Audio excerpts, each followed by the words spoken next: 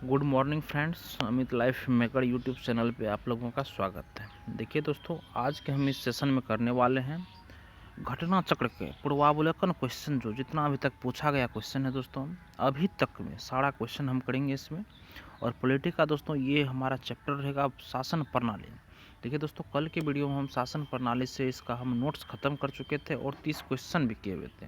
और जो क्वेश्चन बचा हुआ है दोस्तों, वो आज की वीडियो में कंप्लीट कर लेंगे।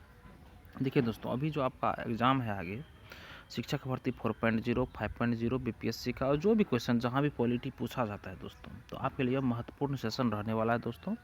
जो अभी तक मेरे पिछले वीडियो को नहीं देखे, मेरे चैनल पे जाके प्लेलिस्ट बना हुआ है, वहाँ जाके आप लोग देख सकते हैं। और मेरे चैनल पे दोस्तों करंट अफेयर्स का, डेली करंट अफेयर्स और वीकली करंट अफेयर्स और हर एक एग्ज़ाम का प्रीवियस क्वेश्चन पेपर हम डिस्कशन करवाते हैं दोस्तों। आप लोग वहाँ जाके देख सकते हैं दोस्तों। मैं स्टार्ट करते हैं इसका। देखिए, कल थ्योरी ख़त्म कर दिए थे और इसका 30 क्वेश्चन भी दोस्तों कर लिए थे। आज हम लोग 31 नंबर क्वेश्चन से स्टार्ट करेंगे दोस्तों।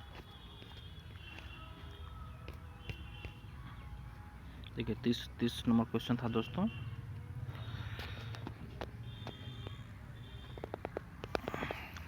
निम्नलिखित में से कौन एक अध्यक्षात्मक शासन प्रणाली का आधारभूत तत्व है दोस्तों? तो इसमें था एकल कार्यपालिका। एकल कार्यपालिका, देखिए, अध्यक्षात्मक शासन प्रणाली का आधारभूत तत्व है एकल कार्यपालिका। इसमें सत्ता केंद्रीकृत होती है दोस्तों। अगला क्वेश्चन है, निम्नलिखित में से कौन सा सही है दोस्तों? कौन सा सही है? देखिए दोस्तों, इसमें डी नंबर ऑप्शन सही होगा आपका। ऊपर वर्णित सभी तथ्य सही है। मतलब ये जो है दोस्तों, कार्यकारिणी का प्रमुख राष्ट्रपति होता है, ये भी सही है। राष्ट्रपति अपने मंत्रिपरिषद का चयन स्वयं करता है, ये भी सही है। राष्ट्रपति व्यवस्थापिका को भंग नहीं कर सकता दोस्तों, ये भी सही है दोस्तों। अगला है दोस्तों, अध्यक्षात्मक शासन प्रणाली की विशेषता है कि कार्यपालिका का प्रमुख राष्ट्रपति होता है। राष्ट्रपति अपनी मंत्रिपरिषद का चयन स्वयं अपने विवेक से करता है तथा राष्ट्रपति व्यवस्थापिका संसद को भंग नहीं कर सकता। अतः उपयुक्त तीनों विकल्पों के कथन सही है दोस्तों। अगला क्वेश्चन है दोस्तों, अध्यक्षात्मक प्रेसिडेंशियल शासन का उदय सर्वप्रथम किस देश में हुआ दोस्तों? तो यह कहाँ पे हुआ था दोस्तों? तो संयुक्त राज्य अमेरिका में हुआ था। संयुक्त राज्य अमेरिका में हुआ था दोस्तों। देखिए, अध्यक्षात्मक शासन व्यवस्था का उदय सर्वप्रथम संयुक्त राज्य अमेरिका में हुआ। इस शासन प्रणाली में प्रमुख कार्यकारी शक्ति राष्ट्रपति के पास होती है। वह लोगों द्वारा प्रत्यक्ष या अप्रत्यक्ष रूप से निश्चित अवधि के लिए चुना जाता है। इस शासन प्रणाली में कार्यपालिका विधायिका से पृथक होती है।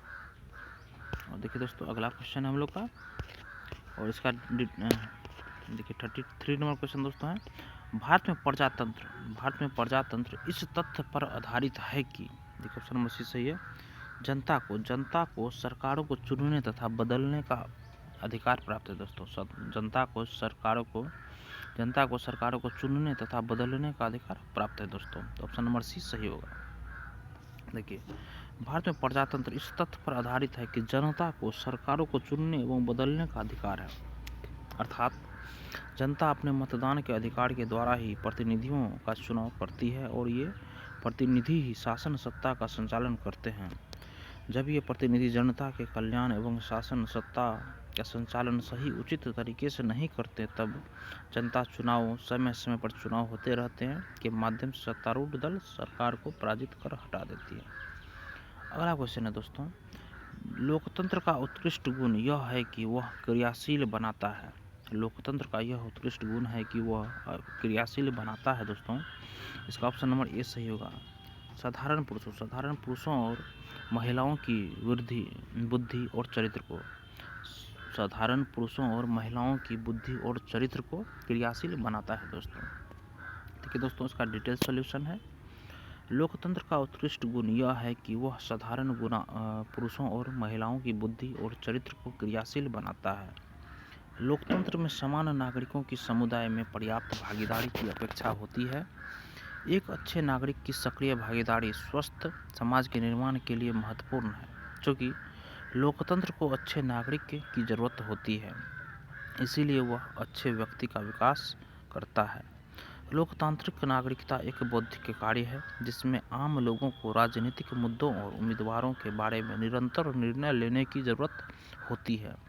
इन निर्णयों के लिए नागरिक एक दूसरे से बात करते हैं, एक दूसरे से सीखते हैं और अपनी बुद्धि विकसित करते हैं दोस्तों। देखिए अगला क्वेश्चन है दोस्तों कि भारत एक गणतंत्र है, इसका अर्थ है दोस्तों, भारत एक गणतंत्र है, इसका अर्थ है दोस्तों। ठीक है, इसका ऑप्शन नंबर देखिए दोस्तों सी सही होगा। भारत में वंशानुगत शासन नहीं है, भारत में वंशानुगत शासन नहीं है।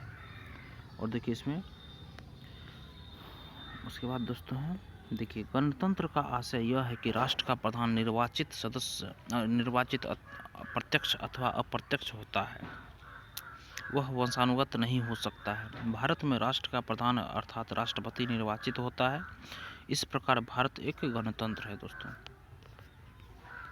अगला क्वेश्चन दोस्तों, भारत एक गणतंत्र है जिसमें अंतर्निहित है, भारत एक गणतंत्र है जिसमें अंतर्निहित है।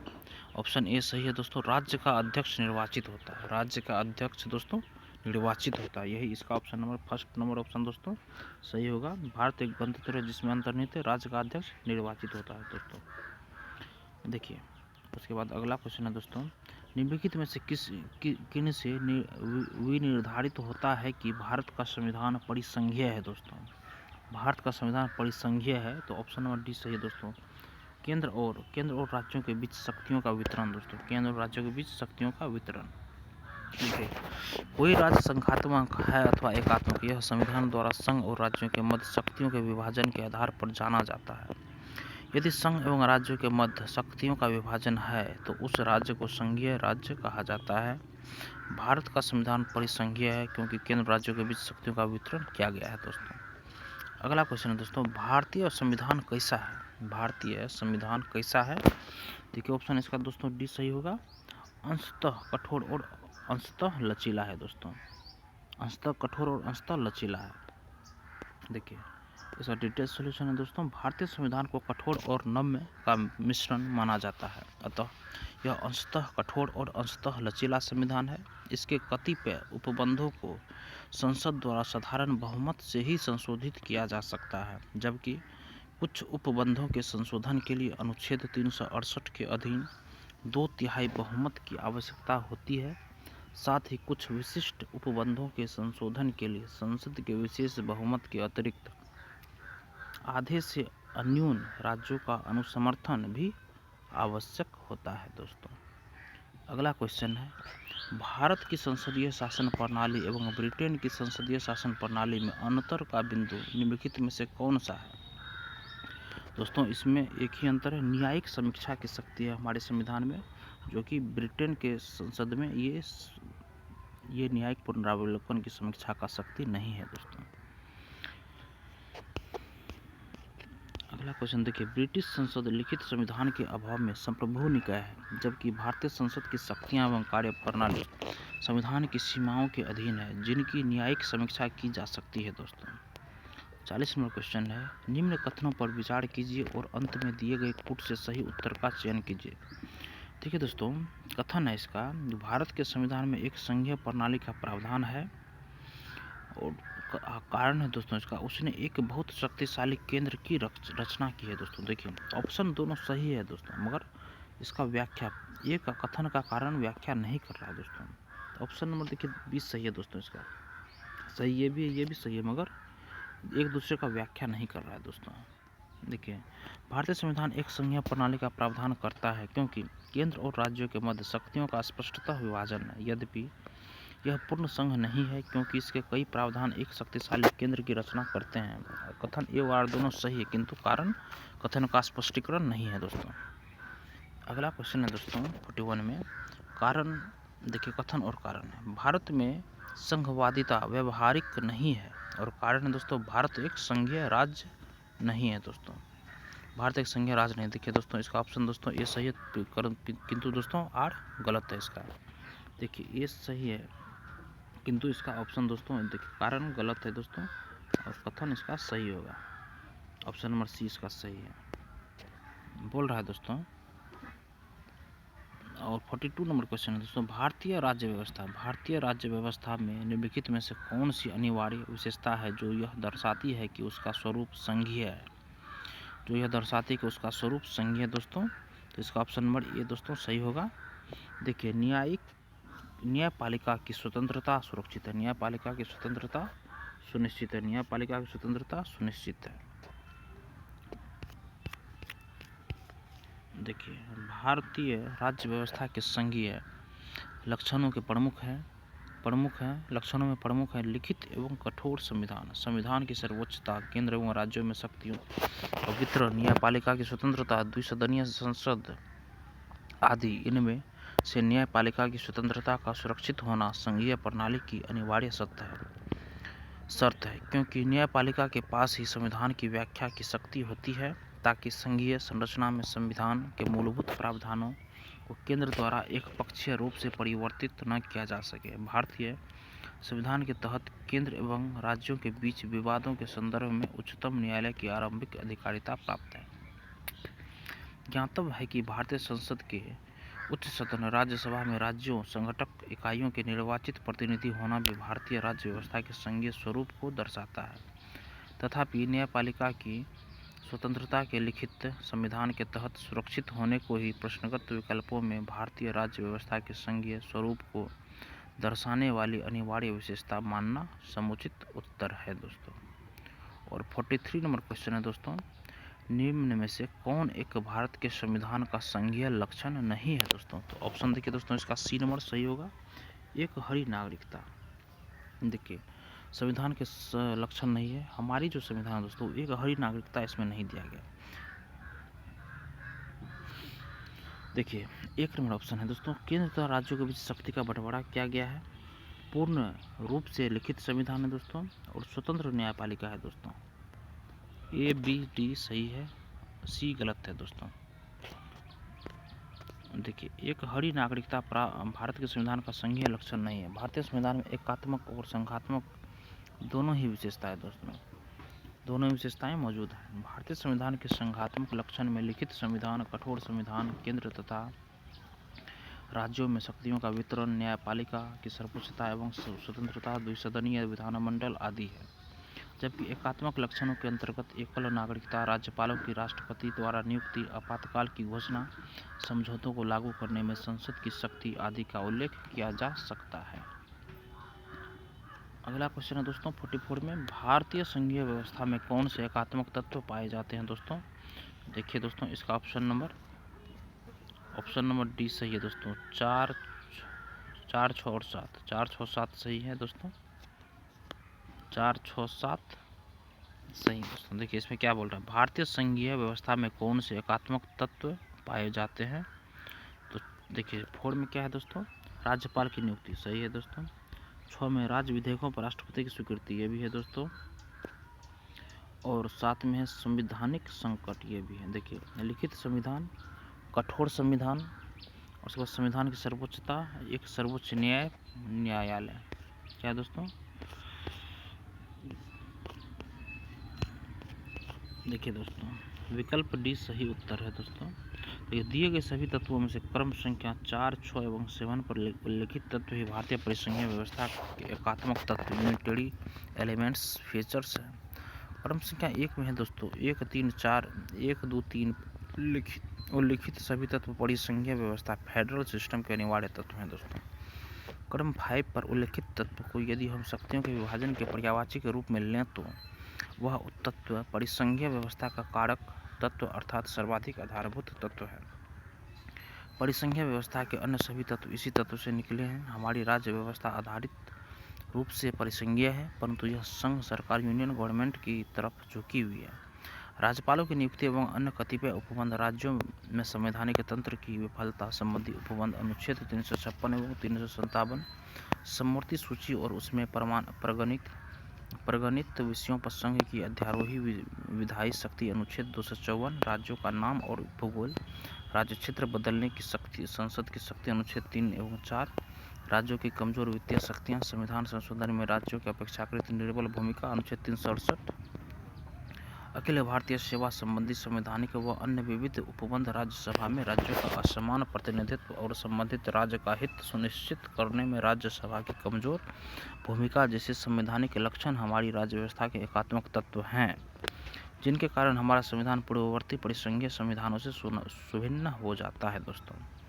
अगला क्वेश्चन है दोस्तों, इसमें इनमें से कौन सा भारतीय संघीय व्यवस्था में एकात्मक तत्व है दोस्तों? एकात्मक तत्व है तो ऑप्शन नंबर बी देखिए दोस्तों सही होगा, 2, 3, 5। देखिए, भारतीय संघीय व्यवस्था में एकात्मक तत्व है।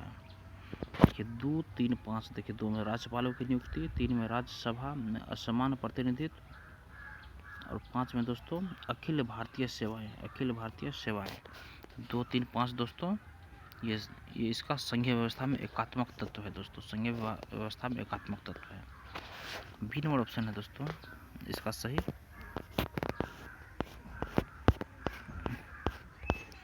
अगला क्वेश्चन है दोस्तों कि भारत में संघीय व्यवस्था में संबंधित निम्न कथनों में से कौन से सही है दोस्तों। संघीय व्यवस्था से संबंधित निम्न कथन में से कौन से कथन सही है दोस्तों। देखिए दोस्तों इसका जो है ना ऑप्शन नंबर बी सही है। केवल 1, 2 सही है। देखिए 1, 2 में क्या बोल रहा है दोस्तों, संविधान शासन की मूल संरचना के लिए एक संघीय व्यवस्था की प्रस्तावना करता है। सही है। 2 में है एकात्मक झुकाव का उसमें सशक्त मिश्रण है। एकात्मक झुकाव का उसमें सशक्त मिश्रण है। 1, 2 सही है दोस्तों। देखिए भारतीय संविधान द्वारा शासन की मूल संरचना के लिए एक संघीय व्यवस्था की प्रस्तावना की गई है, तथापि एकल नागरिकता और केंद्र की राज्यों की तुलना में अधिक शक्तियां इसे एकात्मक झुकाव प्रदान करते हैं। इस प्रकार कथन 1 एवं 2 सही है। कथन 3 एवं 4 गलत है, क्योंकि राज्य विधायिका रक्षा एवं वैदेशिक मामलों सहित अनेक संदर्भों में केंद्र से अलग नहीं है और साथ ही यहाँ न्यायिक शक्तियों का सोपानबद्ध क्रम है। संघ एवं राज्यों के मध्य विभाजन नहीं। 47 नंबर क्वेश्चन है दोस्तों कथन और कारण। देखिए कथन है भारत का राष्ट्रपति परोक्षतः निर्वाचित होता है। कारण है दोस्तों इसका भारत में संसदीय प्रणाली को गणतंत्रवाद के साथ जोड़ा गया है दोस्तों। तो ऑप्शन नंबर ए दोस्तों सही होगा। इसका दोनों सही है और इसका सही व्याख्या भी दोस्तों कर रहा है। भारत का राष्ट्रपति परोक्षतः अप्रत्यक्ष रूप से निर्वाचित होता है। भारत की संसदीय प्रणाली को गणतंत्रवाद के साथ जोड़ा गया है, जिसमें कोई आनुवंशिक शासन नहीं होता है तथा राज्य के सभी प्राधिकारी प्रत्यक्ष या अप्रत्यक्ष रूप से जनता द्वारा निर्वाचित होते हैं। इस कथन का इसलिए इसका दोस्तों ए और आर दोनों सही है।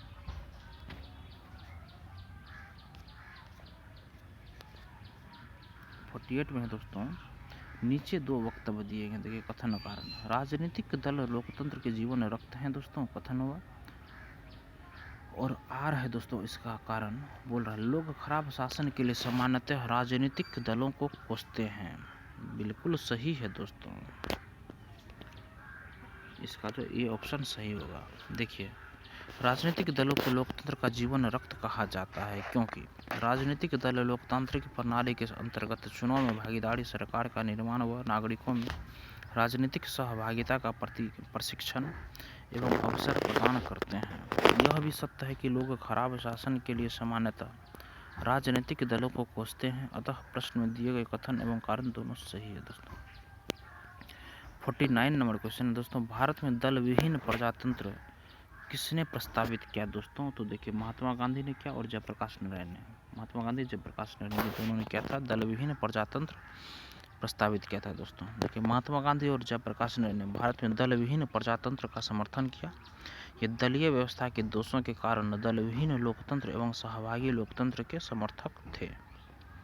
50वां क्वेश्चन है दोस्तों कथन एवं कारण। देखिए कथन है दोस्तों भारत की संघात्मक सरकार संरचना का मुख्य उद्देश्य इसकी बहुआयामी विविधताओं में से एक राष्ट्र का निर्माण करना और राष्ट्रीय एकता को संरक्षित करना था।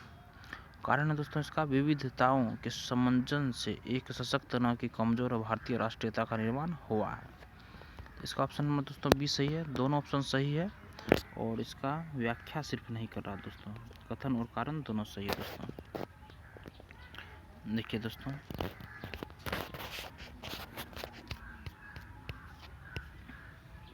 बोल रहा है भारतीय संविधान के अनुच्छेद 1 के तहत भारत राज्यों का संघ है, जिसमें वर्तमान में 28 राज्य तथा 8 संघ राज्य क्षेत्र हैं।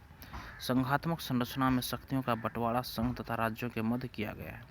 संघ को राज्यों की तुलना में अधिक शक्तियां प्रदान की गई है। भारत की संघात्मक संरचना का मुख्य उद्देश्य उसकी बहुआयामी विविधताओं में से एक राष्ट्र का निर्माण करना और राष्ट्रीय एकता को संरक्षित करना है, जिसके कारण विविधताओं के सम्मिलन से एक सशक्त भारतीय राष्ट्र का निर्माण हुआ है। इस प्रकार प्रश्नगत कथन और कारण दोनों सही है तथा कारण कथन की सही व्याख्या है। है दोस्तों 51 में है दोस्तों, नीचे दो कथन दिए गए हैं जिनमें से एक कथन दूसरा कारण है। देखिए दोस्तों कथन क्या है, बोल रहा है भारतीय राजनीतिक व्यवस्था की प्रकृति में निरंतरता एवं परिवर्तन के तत्व मूर्त रूप में पाए जाते हैं।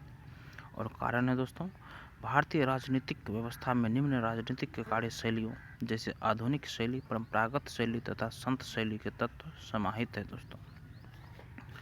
ए नंबर ऑप्शन दोस्तों सही है। देखिए कथन और कारण दोनों सही है और सही व्याख्या भी कर रहा है।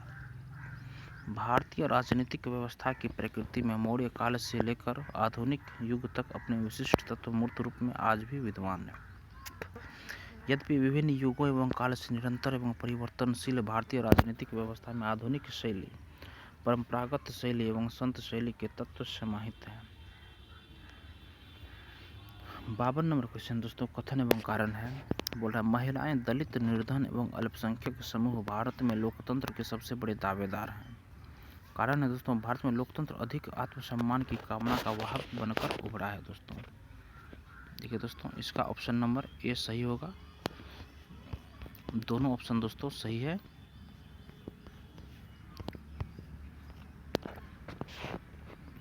देखिए ये भी कथन भी इसका सही है और कारण, ये दोनों सही है और सही व्याख्या भी कर रहा है दोस्तों।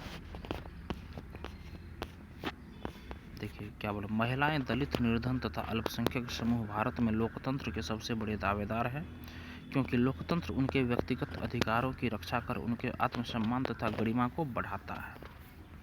53 नंबर क्वेश्चन है दोस्तों, भारतीय संविधान के वृहत्त होने के कारण है दोस्तों।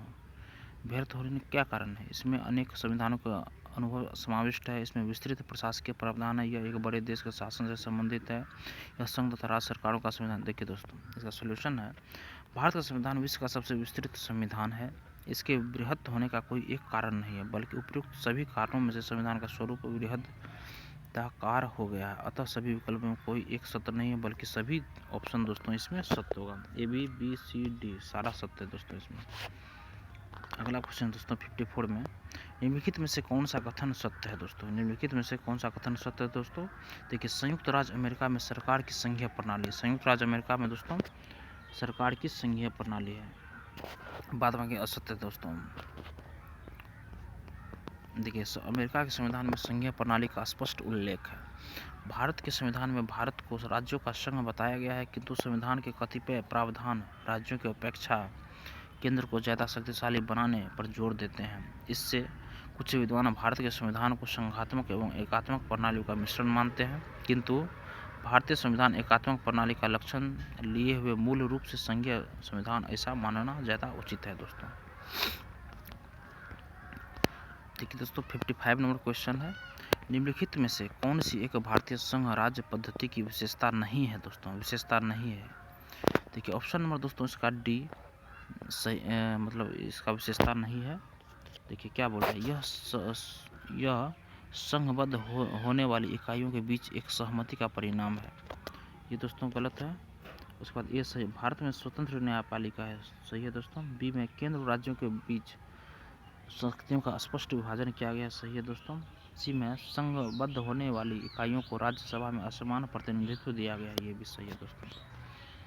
देखिए इसका सॉल्यूशन है दोस्तों, भारतीय संघ राज्य पद्धति की विशेषताओं में लिखित संविधान का होना, संविधान की सर्वोच्चता, शक्तियों का विभाजन, स्वतंत्र न्यायपालिका, द्विसदनीय विधायिका, राज्यों का राज्यसभा में असमान प्रतिनिधित्व, द्विस्तरीय सरकार आदि शामिल है। जबकि भारतीय संघ की स्थापना संघवाद होने वाली इकाइयों के बीच किसी सहमति या समझौते द्वारा नहीं हुई है तथा भारतीय संघ के राज्यों इकाइयों को अलग होने का अधिकार नहीं है। भारतीय संविधान के अनुच्छेद 1 में उल्लिखित है कि इंडिया अर्थात भारत राज्यों का संघ होगा। India that is Bharat shall be union of state, अतः विकल्प डी भारतीय संघ राज्य पद्धति की विशेषता नहीं है, यह अमेरिकी संघवाद की विशेषता है दोस्तों। 56 में दोस्तों कथन और कारण है। देखिए कथन बोल रहा है, भारतीय संघात्मक व्यवस्था को अर्ध संघात्मक कहा जाता है, और कारण है दोस्तों, भारत में एक स्वतंत्र न्यायपालिका है जिसे न्यायपालिका पुनरीक्षण का अधिकार है दोस्तों, ये सही है। देखिए ऑप्शन दोनों सही है दोस्तों, ऑप्शन दोनों सही है और ये दोनों सही है, मगर व्याख्या सही व्याख्या दोस्तों नहीं कर रहा है, इसलिए ऑप्शन। अगला क्वेश्चन है दोस्तों देखिए इसका सॉल्यूशन हम लोग देख लेते हैं। भारत के संविधान का वर्णन विभिन्न प्रकार से किया गया है। इसे अर्ध परिसंघीय कहा गया है, इसे परिसंघीय किंतु प्रबल एकात्मक अथवा केंद्र समर्थक भी कहा गया है। संरचना में परिसंघीय किंतु भावना में एकात्मक, समान स्थिति में परिसंघीय किंतु आपात स्थिति आदि के दौरान पूर्णतया एकात्मक रूप में परिवर्तित हो जाने के इसके गुण के कारण ही इसे अर्धसंघात्मक कहा जाता है। भारतीय संविधान में स्वतंत्र न्यायपालिका का प्रावधान है तथा सर्वोच्च न्यायालय एवं उच्च न्यायालय को न्यायिक पुनरीक्षण की शक्ति प्राप्त है। संविधान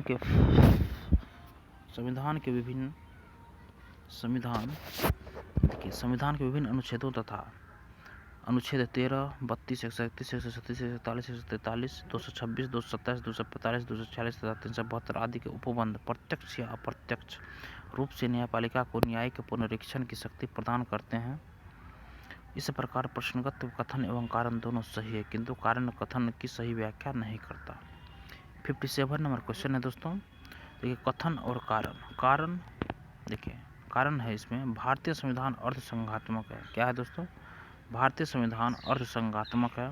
कारण इसका, और ये दोस्तों देखिए कथन हो गया। कारण है दोस्तों इसका, भारतीय संविधान न तो संघात्मक और न ही एकात्मक है। दोस्तों इसका सही ऑप्शन होगा ए। दोनों ऑप्शन सही है दोस्तों। कारण ये भी सही है, और दोस्तों इसका ये दोस्तों एक कथन हो गया, ये दूसरा कारण यहाँ गलती से कारण लिख दिया है। ये दोनों सही है दोस्तों। भारतीय संविधान अर्धसंघात्मक है और भारतीय संविधान न तो संघात्मक और न ही एकात्मक, और इसका ऑप्शन नंबर ए भी सही है दोस्तों। 57 का सोल्यूशन है दोस्तों। भारत के संविधान का वर्णन विभिन्न प्रकार से किया गया है। इसे अर्ध परिसंघीय कहा गया है, इसे परिसंघीय किंतु प्रबल एकात्मक अथवा केंद्र समर्थक भी कहा गया है। इसे संरचना में परिसंघीय किंतु भावना में एकात्मक, समान स्थिति में परिसंघीय किंतु आपात स्थिति आदि के दौरान पूर्णतया एकात्मक रूप में परिवर्तित किया जा सकने वाला कहा गया है। भारतीय संविधान मूलतः बेसिकली संघात्मक है, परंतु उसमें केंद्रीयकरण की प्रवृत्ति प्रबल है। इस मत का समर्थन संविधानविद दुर्गादास बसु भी करते हैं। वस्तुतः भारतीय संविधान न तो पूर्णतः संघात्मक और न ही पूर्णतः एकात्मक, और इसी कारण इसे अर्धसंघात्मक कहा गया है दोस्तों। अगला क्वेश्चन है दोस्तों 58 में, भारतीय संविधान की प्रकृति क्या है दोस्तों? भारतीय संविधान की प्रकृति क्या है दोस्तों? तो इसमें देखिए ऑप्शन नंबर डी सही है। प्रकृति में संघीय किंतु भावना में एकात्मक है दोस्तों।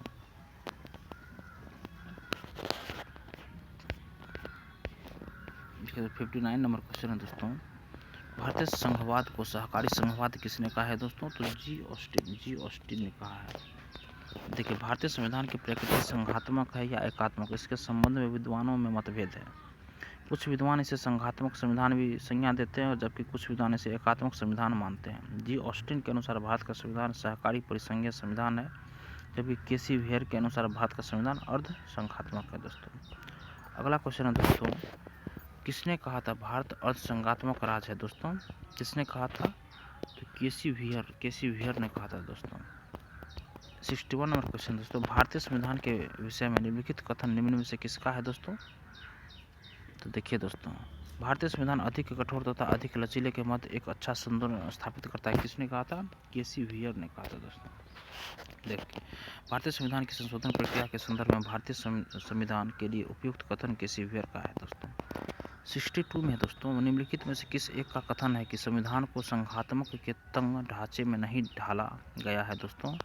तो बाबा साहेब अम्बेडकर का कथन है दोस्तों। देखिए दोस्तों, डॉक्टर बी.आर. अम्बेडकर ने यह स्वीकार किया था कि संविधान को संघात्मक के तंग ढांचे में नहीं ढाला गया है तथा यह एकीकृत और संघात्मक दोनों ही है दोस्तों। अगला क्वेश्चन है दोस्तों, मिथकों और कहावतों के रूप में प्रशासन के सिद्धांतों को किसने अस्वीकार किया है दोस्तों? तो हर्बर्ट साइमन ने मिथकों और कहावतों के रूप में प्रशासन के सिद्धांतों को अस्वीकार किया दोस्तों, हर्बर्ट साइमन। अगला क्वेश्चन देखिए, हर्बर्ट एस साइमन ने मिथकों और कहावतों के रूप में प्रशासन के सिद्धांतों को असंगत और अस्पष्ट मानते हुए अस्वीकार किया है, जबकि ड्वाइट वाल्डो, फ्रैंक मेरेनी और F.W. रिंग्स ने मिथकों और कहावतों के रूप में प्रशासन के सिद्धांतों को स्वीकार किया है। अगला क्वेश्चन है दोस्तों 64 नंबर क्वेश्चन है, विधि और स्वाधीनता के बीच सबसे उपयुक्त संबंध को निम्नलिखित में से कौन प्रतिबिंबित करता है? कौन प्रतिबिंबित करता है दोस्तों विधि और स्वाधीनता के बीच? तो दोस्तों ऑप्शन नंबर 20 का सही होगा। यदि विधि नहीं है तो स्वाधीनता भी दोस्तों नहीं है। विधि नहीं है तो स्वाधीनता भी नहीं है। देखिए, यदि विधि नहीं है तो स्वाधीनता भी नहीं है। यह कथन विधि तथा स्वाधीनता के मध्य सबसे उपयुक्त संबंध को दर्शाता है। स्वाधीनता का तात्पर्य विधि की पूर्ण अनुपस्थिति कदापि नहीं है। विधि शास्त्री जॉन लॉक के अनुसार स्वाधीनता के अस्तित्व के लिए विधि का अस्तित्व जरूरी है। कानून ही स्वतंत्रता की रक्षा करता है। वे कहते हैं जहाँ कोई कानून नहीं वहाँ कोई स्वतंत्रता नहीं है दोस्तों। अगला क्वेश्चन है दोस्तों 65 में, निम्नलिखित में से कौन विकास प्रशासन की अवधारणा से संबंधित है दोस्तों? तो फ्रेड डब्ल्यू रिंग्स दोस्तों।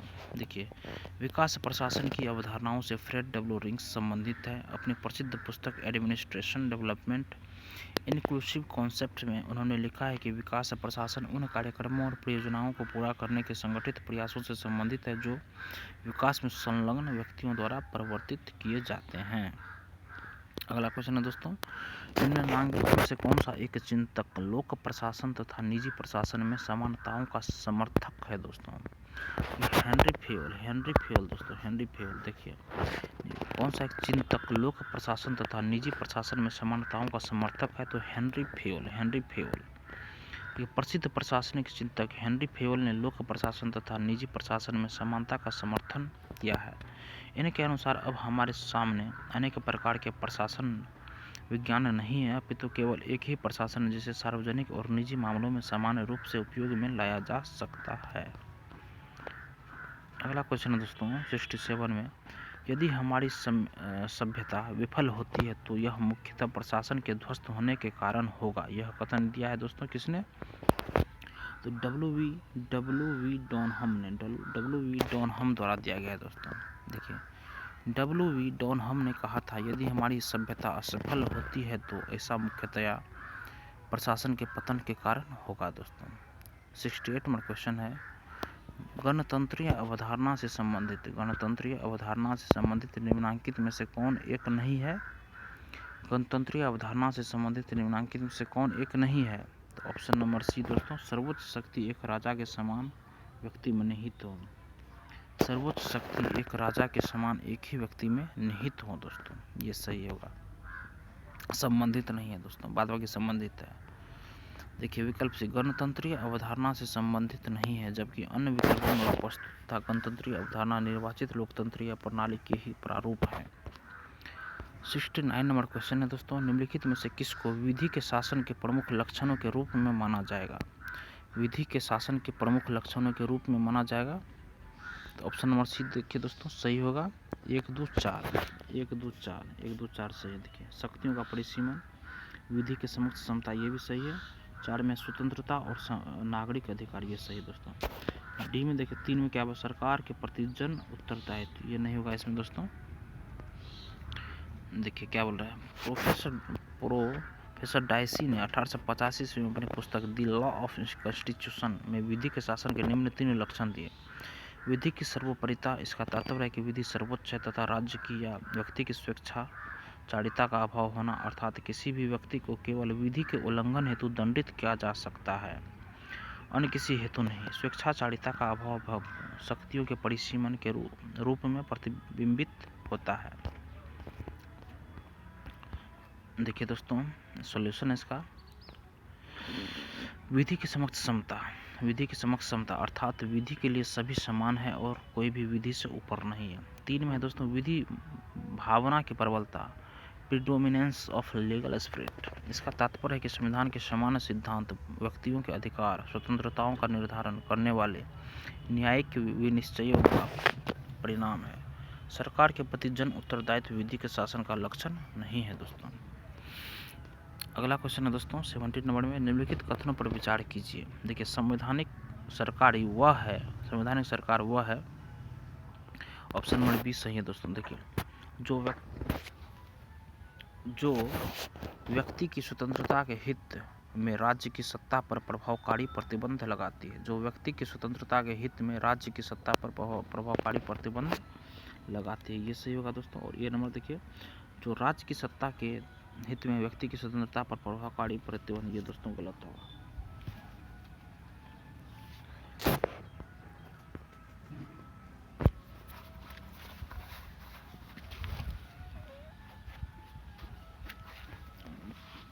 इसका सलूशन देखिए दोस्तों, बोल रहा है संवैधानिक सरकार में सरकार की शक्ति का स्रोत संविधान होता है। संवैधानिक सरकार व्यक्ति की स्वतंत्रता के हित में राज्य की सत्ता पर प्रभावकारी प्रतिबंध लगाती है।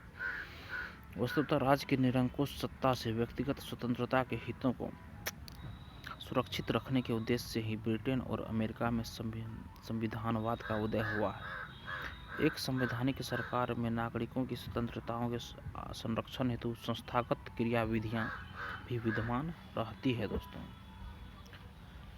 71 नंबर क्वेश्चन है दोस्तों, देखिए परिभाषा से संवैधानिक सरकार का अर्थ है। परिभाषा से संवैधानिक सरकार का अर्थ है दोस्तों सीमित सरकार।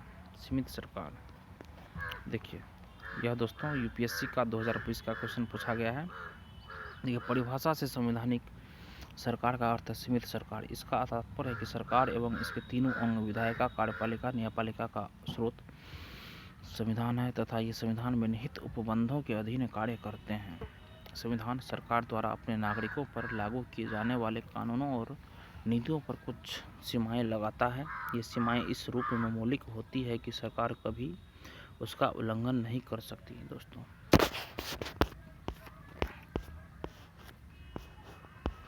अगला क्वेश्चन है दोस्तों, देखिए बोल रहा है सरकार व्यवस्था के संदर्भ में निम्नलिखित में से किस एक को आप स्वतंत्रता की सर्वाधिक उपयुक्त व्याख्या के रूप में स्वीकार करेंगे दोस्तों। देखिए इसका ऑप्शन नंबर डी सही होगा। स्वयं को पूर्णतः विकसित करने का अवसर, स्वयं को पूर्णतः विकसित करने का अवसर, स्वयं को पूर्णतः विकसित करने का अवसर दोस्तों। देखिए बोल रहा है राज्य व्यवस्था के संदर्भ में स्वतंत्रता का अर्थ व्यक्ति पर बाहरी प्रतिबंधों के अभाव के साथ व्यक्ति की आत्म अभिव्यक्ति की योग्यता का विस्तार करना और उसके अंदर की संभावनाओं को विकसित करना है। राजनीतिक शासकों की तानाशाही के विरुद्ध संरक्षण, नियंत्रण का अभाव एवं इच्छानुसार कुछ भी करने का अवसर स्वतंत्रता के पहलू है, परंतु ये पूर्णता एवं उपयुक्त अर्थ में स्वतंत्रता की व्याख्या नहीं करते हैं। वस्तुतः किसी व्यक्ति की स्वतंत्रता की सीमा पर उस समय प्रतिबंध लगाना अनिवार्य हो जाता है जब वह दूसरों की स्वतंत्रता को बाधित करने लगते हैं। नियंत्रण का अभाव एवं इच्छानुसार कुछ भी करने का अवसर है। अंतर्गत किए गए कार्य यदि दूसरों पर असर डालते हैं या इनसे बाकी लोग प्रभावित होते हैं तो उनकी स्वतंत्रता पर प्रतिबंध लगाए जा सकते हैं।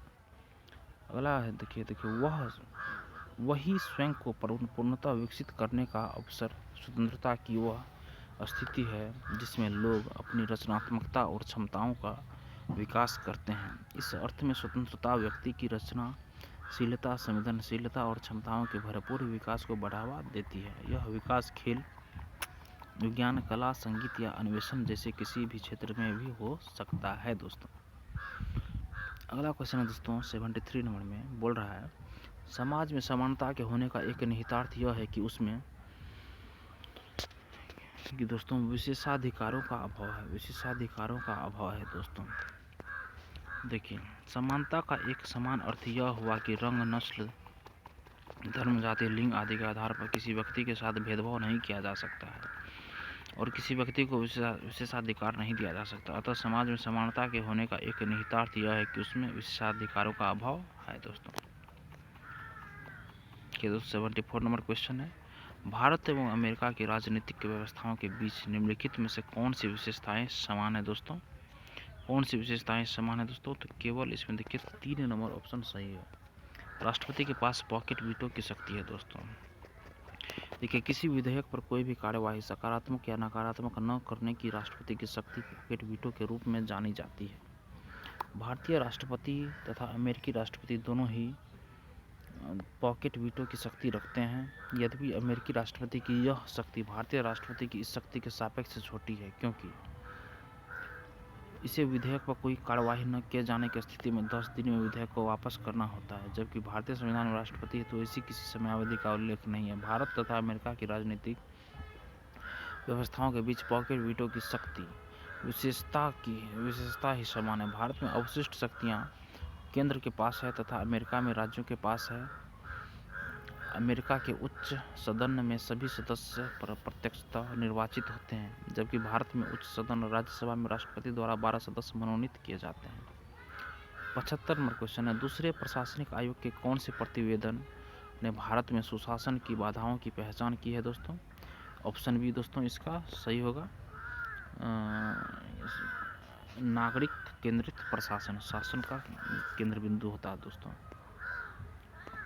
देखिए, द्वितीय प्रशासनिक सुधार आयोग के प्रतिवेदन संख्या 12 नागरिक केंद्रित प्रशासन, शासन का केंद्र बिंदु, citizen centric administration, the heart of governance में भारत में सुशासन की बाधाओं की पहचान की गई है तथा सुशासन के लिए आवश्यक पूर्व शर्तों का उल्लेख है दोस्तों। देखिए दोस्तों, अगला क्वेश्चन है 76 नंबर में, भारतीय संघवाद में विविधताओं में एकता को प्रोन्नत करने हेतु निम्नलिखित में से किन संस्थाओं को आवश्यक माना गया है?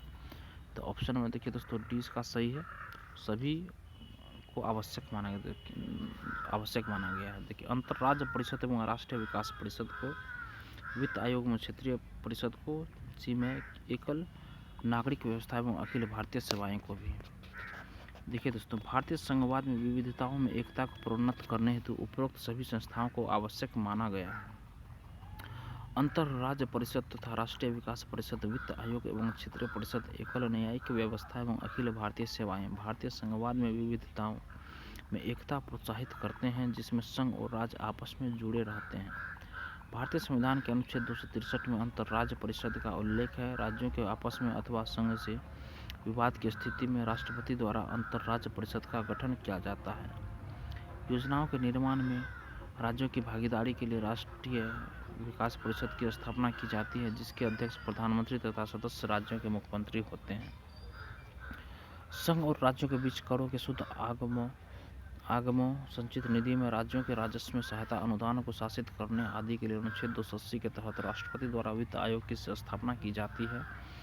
केंद्र और राज्यों के बीच तथा राज्यों के आपसी मतभेदों को स्वतंत्र एवं निष्पक्ष विचार विमर्श के माध्यम से सुलझाने के लिए क्षेत्रीय परिषदों की स्थापना की जाती है। भारत में एकल न्यायिक व्यवस्था को अपनाया गया है, जिसमें उच्चतम न्यायालय सर्वोच्च है और इसके तहत दिया गया निर्णय सर्वमान्य एवं अंतिम होता है। अनुच्छेद 312 में अखिल भारतीय सेवाओं का उल्लेख किया गया है, जो संघ और राज्यों दोनों के लिए है। अगला क्वेश्चन दोस्तों 77 में, निम्नलिखित में से किस दशक में भारत की संसदात्मक व्यवस्था केंद्रीयता से संघवाद की ओर खिसकी? केंद्रीयता से संघवाद की ओर खिसकी दोस्तों तो 1980 के दशक में दोस्तों। देखिए, बोल रहा है, यद्यपि 1960 से 70 के दशक से ही देश में विभिन्न राज्यों में विपक्ष का उभार होने लगा था और कुछ राज्य कांग्रेस के हाथ से निकल भी गए थे, परंतु वास्तव में भारत में संसदात्मक व्यवस्था केंद्रीयता के संघवाद की ओर 1980 के दशक 1971 से 80 में खिसकी, जबकि बहुत से राज्यों में कांग्रेस पार्टी का बहुमत नहीं रहा दोस्तों। देखिए दोस्तों, ये हमारा भारत का शासन प्रणाली जो था ये ख़त्म हो गया दोस्तों चैप्टर, और कल जो करेंगे दोस्तों वो होगा राष्ट्रीय प्रतीक। देखिए दोस्तों, हम सीरियली वाइज इसको चैप्टर को करवाते जा रहे हैं। जो अभी तक मेरे पिछले वाले वीडियो को नहीं देखे हैं वो देख लीजिए, क्योंकि आपका अगर पूरा मेरे साथ ये ख़त्म कर देते दोस्तों, आपका क्वालिटी बहुत ही मजबूत हो जाएगा दोस्तों। पूरा इसका जो है दोस्तों डिस्क्रिप्शन सहित आप लोग इसको करने का कोशिश कीजिए दोस्तों। पहले हम दोस्तों इसका थ्योरी करवाते हैं, उस पर थोड़ा ध्यान दीजिए। देखिए दोस्तों, कल इसका अगला टॉपिक होगा राष्ट्रीय प्रतीक। कल आप लोग देखिए इसको, और अगर आपको यह वीडियो पसंद आई हो दोस्तों तो लाइक इसको ज़रूर कीजिए और किसी एक ग्रुप में शेयर कीजिए और मेरे चैनल को सब्सक्राइब कीजिए। धन्यवाद दोस्तों।